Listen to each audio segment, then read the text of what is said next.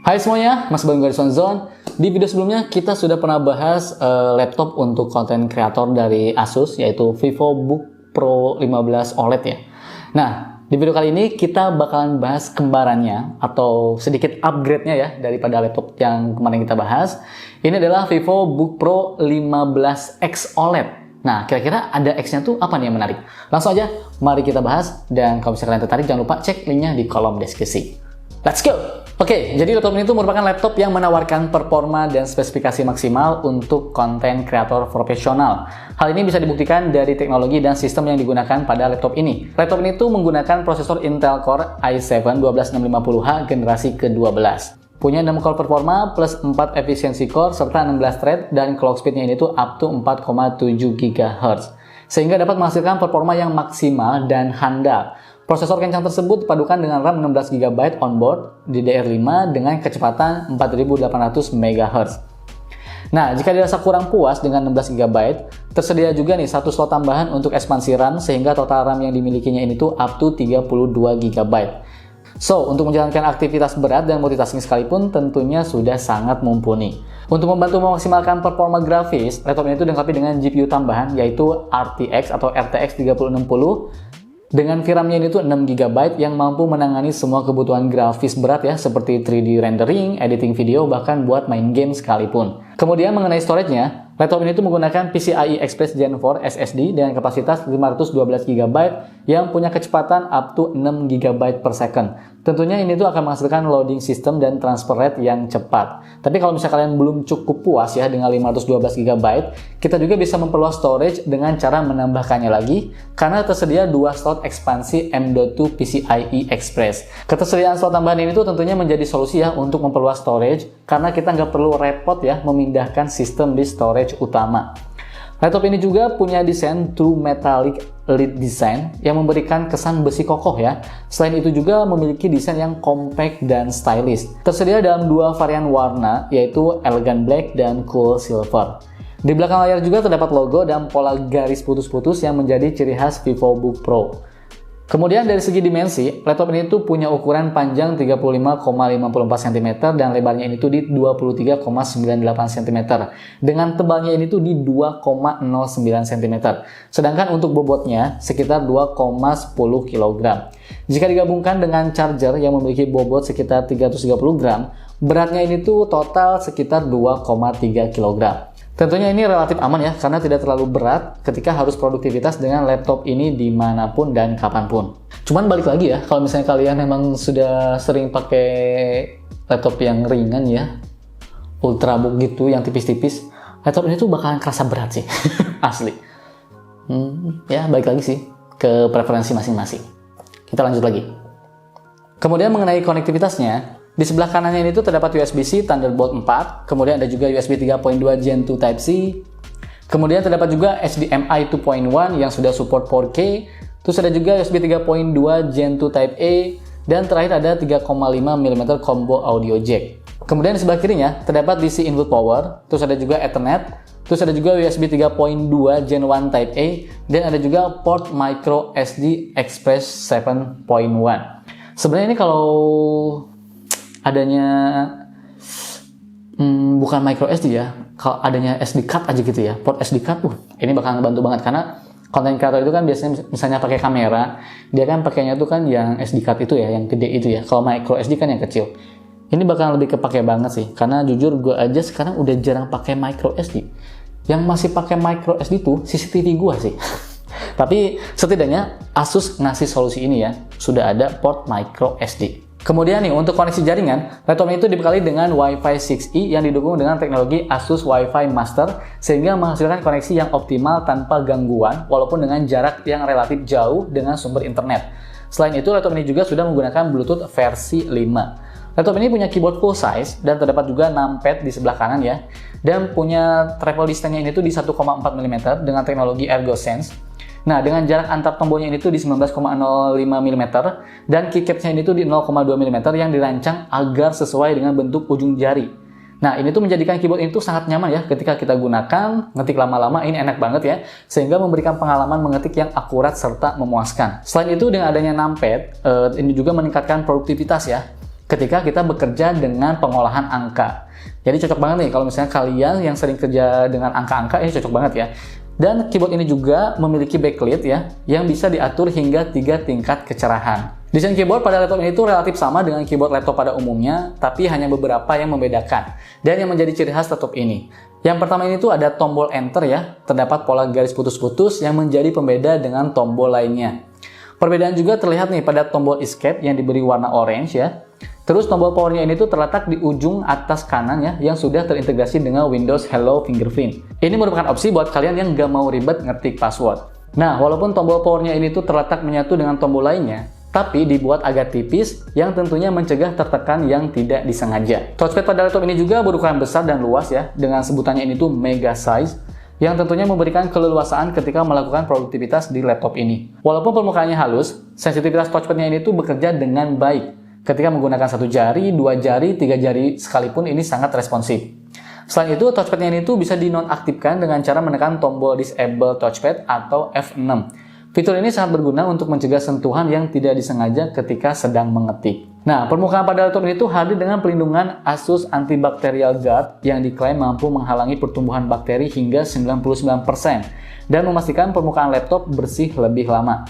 Laptop ini juga dibekali dengan dual stereo speaker by Harman Kardon dan dengan dukungan Asus Smart AMP Technology yang dapat meningkatkan volume hingga 350% dan mengurangi distorsi, sehingga mampu menghasilkan suara yang clear, kuat, dan immersive. Buat nonton video, dengerin musik, ataupun produktivitas, suara di laptop ini tuh tentu bakalan bikin nyaman. Nah, selain itu, laptop ini juga memiliki 3 buah mikrofon yang terletak di bagian bezel layarnya, 2 di depan dan 1 di belakang. Mikrofonnya ini tuh terletak strategis ya, ini tuh mampu menangkap suara di sekeliling secara 360 derajat. Mikrofon pada laptop ini juga punya fitur AI Noise Cancelling yang mampu mengurangi noise yang terekam. Nah, untuk menggunakannya, kita bisa mengatur melalui software My Asus yang sudah terinstal di laptop ini. Fitur ini tentunya sangat berguna ketika kita meeting online ataupun conference call. Laptop ini punya kapasitas baterai 76 Wh dengan dukungan teknologi 240 Watt dengan fast charging ya tentunya, bikin ngecas laptop ini tuh cepat banget. Untuk mendapatkan 50% daya, hanya memakan waktu sekitar 40 menitan. Laptop ini juga dibekali dengan Asus iScope Pro Thermal Technology, didesain dengan 6 pipa panas impresif yang dikombinasikan dengan kipas ganda yang memiliki 4 ventilasi pembuangan eksternal di samping dan di belakang laptop, sehingga dapat menyempurnakan aliran udara dan membuang panas dengan cepat. Ada juga nih teknologi Asus Anti-Dust Tunnel 2.0 yang bekerja dengan mengarahkan debu ke saluran terpisah agar mencegah masuknya debu ke dalam komponen internal, sehingga dapat memperpanjang daya tahan serta stabilitas perangkat. Kemudian, untuk layarnya, laptop ini tuh punya ukuran 15,6 inci dengan bezel yang tipis. Asus menyebutnya dengan Nano Edge Display. Layarnya ini juga sudah menggunakan panel OLED, sementara itu resolusinya ini tuh di 2,8K. Dengan aspek rasionya ini tuh di 16:9. Dan respon time-nya ini tuh di 0,2 ms dengan refresh rate di 120 Hz. Selain itu, kecerahannya juga up to 600 nits. Panel layarnya ini tuh sudah menggunakan OLED dan sudah 100% DCI P3. Apalagi dengan adanya sertifikasi Pantone Validate, tentunya dapat menjamin warna yang dihasilkan lebih luas dan akurat. Selain itu, layarnya juga sudah mengantongi sertifikat UV Rainland yang mampu mengurangi kadar cahaya biru sehingga menjamin keamanan pada mata pengguna. Nah, pada layar laptop ini juga terdapat webcam Full HD 30 fps yang sudah cukup memenuhi kebutuhan. Dilengkapi juga dengan webcam Privacy Shield yang berguna untuk menutup webcam secara manual. Menariknya, webcam pada laptop ini juga sudah punya teknologi 3D NR. Jadi dengan bantuan AI software, ini tuh mampu mengurangi bercak dan menghasilkan gambar yang lebih jelas. Nah, dengan spesifikasi layar demikian, buat nonton film, apalagi content creation, laptop ini tuh tentu sudah sangat cocok banget. Apalagi kan DCI P3 ini tuh kan cocok banget buat kalian yang memang sering color grading, editing warna, karena warna yang dihasilkannya itu akan lebih akurat. Oke, baik. Sebelum kita bahas performa, gue akan sedikit bahas mengenai fitur apa aja nih yang dimiliki dari laptop ini. Oke, yang pertama itu ada fitur dari My Asus. Ini adalah aplikasi tambahan ya, yang memberikan kemudahan untuk mengakses semua pengaturan untuk mengoptimalkan performa dan usia baterai.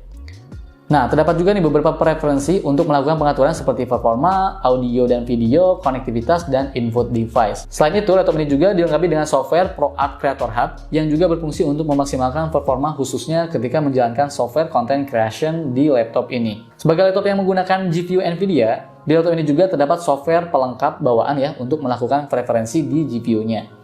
Laptop ini juga dilengkapi dengan software Dolby Access yang berfungsi mengatur frekuensi keluaran suara dari laptop ini. Di antaranya kita dapat mengatur mode audionya menjadi game, movie, musik, voice, ataupun dynamic yang akan menyesuaikan dengan aplikasi yang dijalankan. Selain itu, kita juga nih bisa custom sendiri ya, sesuai dengan selera kita. Kemudian, gak cuma mikrofonnya yang punya fitur AI Noise Cancelling, speaker pada laptop ini juga sudah punya fitur tersebut. Ini sangat berguna banget ya kalau kita lagi meeting online, sementara lawan bicara kita terdengar banyak noise gitu, banyak suara gitu kan. Ini akan berguna banget. Jadi dengan fitur AI Noise Cancelling pada speaker laptop ini tuh, ini bekerja untuk menyaring terlebih dahulu, sehingga menjadikan suara yang keluar lebih jelas dan terfokus. Sekarang mari kita bahas untuk performa laptop ini. Jadi gue udah melakukan beberapa tes sintetis ya. Nih di Cinebench R15 mendapatkan skor 98,12 untuk OpenGL-nya dan 1489 CB untuk CPU-nya.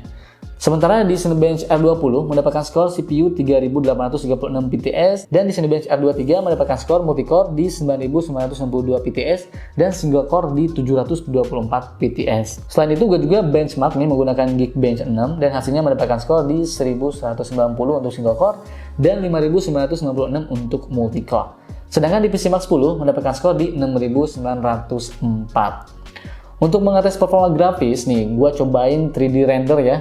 Gua tes di Blender menggunakan template BMW. Proses rendernya ini tuh hanya memakan waktu selama 3 menit 16 detik. Selain itu, gue juga cobain render video di DaVinci Resolve ya, menggunakan video 4K 30 fps dengan durasi 1 menit 22 detik. Dan gue juga coba tambahin beberapa transisi. Nah, ternyata proses rendernya ini tuh memakan waktu di sekitar 3 menit 4 detik. Gue juga coba nih main game di CSGO ya, game CSGO. Gameplay yang dihasilkannya ini tuh sangat lancar dan udah nyaman banget. Dan bisa kalian lihat ya, FPS-nya ini tuh yang didapat di angka 120 sampai 140-an FPS. Nah, ngomongin performa, pasti kita ngomongin baterainya. Untuk relight-nya gue pakai untuk ngetik, dengerin musik, sesekali nonton YouTube, kemudian edit-edit CapCut maksudnya ya, CapCut di laptop gitu ya. Bentar banget lah, itu video pendek doang. Sekitar 3,5 jam, baterainya ini tuh hanya berkurang 50% saja. Jadi hitungannya kalau misalnya kalian buat pakai ngetik doang, menurut gue sih udah awet banget sih. Tapi balik lagi ya, untuk pemakaian yang berat-berat seperti gaming, video editing, rendering, tentunya baterai bakalan cepat habis. Jadi gue saranin kalau misalnya kalian memang mau pakai laptop ini buat ngedit foto ataupun ngedit video, baiknya sambil dicolok saja. Oke, baik, kesimpulannya. Sebenarnya tadi udah ngomong kesimpulan, cuman baterainya mati. Aduh.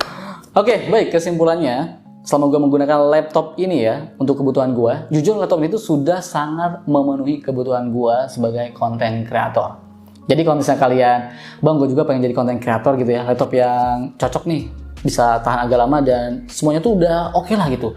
Performanya udah kenceng, layarnya juga warnanya sudah akurat, jadi kalau misalnya kalian color grading, layarnya itu udah oke, udah OLED, Pantone Validate, DCI P3 juga 100%. Jadi warnanya itu udah sangat akurat. Dan ini juga sudah dilengkapi dengan RTX Studio ya. Jadi RTX ini tuh udah RTX Studio yang memang khusus untuk content creator. Nah, jadi kalau misalnya kalian tanya, ya menurut gue ini worth it banget buat kalian beli karena ini juga udah memenuhi aktivitas gua selama ini gua pegang, ini udah memenuhi aktivitas gua. Keluhannya mungkin jujur kalau misalnya gua pakai main game sesekali cukup berisik sih. Jadi memang agak cukup berisik ketika gua main game ataupun aktivitas berat. Terus keluhannya lagi buat gue pribadi, lama-kelamaan ternyata bobotnya ini cukup bikin menyiksa juga ya. Mungkin karena gue biasa laptop tipis, dan gue biasa ngeditnya tuh di rumah. Kalau misalnya gue ngedit video tuh gue ngeditnya di rumah. Ini pas gue pakai laptop ini, gue coba bawa kemana-mana, ternyata laptop ini tuh menurut gue cukup berat buat gue pribadi. Tapi balik lagi ya, sebenarnya ini masih oke-oke aja beratnya. Karena mungkin preferensi orang-orang kan beda-beda. Jadi kalian jangan terpaku sama gue, cuma ini adalah keluhan gue aja, oke? Agak bising kalau misalnya lagi berat dan agak bising kalau misalnya lagi aktivitas berat dan bobotnya agak cukup berat ternyata lama-kelamaan gitu ya kalau menurut gue pribadi. Itu aja sih kalau kelemahannya menurut gue. Selebihnya sih oke-oke aja, nggak ada masalah sama sekali. Jadi kalau misalnya kalian mau beli laptop ini, jangan lupa cek linknya di kolom deskripsi. Atau misalnya kalian pengen ditanyain lebih nih, bang, gue pengen tahu lebih nih bang, apa gitu kan. Monggo tulis kolom komentar atau DM gue di Instagram di @rizwanzon. Oke, paling itu saja video kali ini. Semoga bermanfaat. Ya, gue pamit dan bye. Tadi sebenarnya udah ngerekam ya, cuman jadi gerah.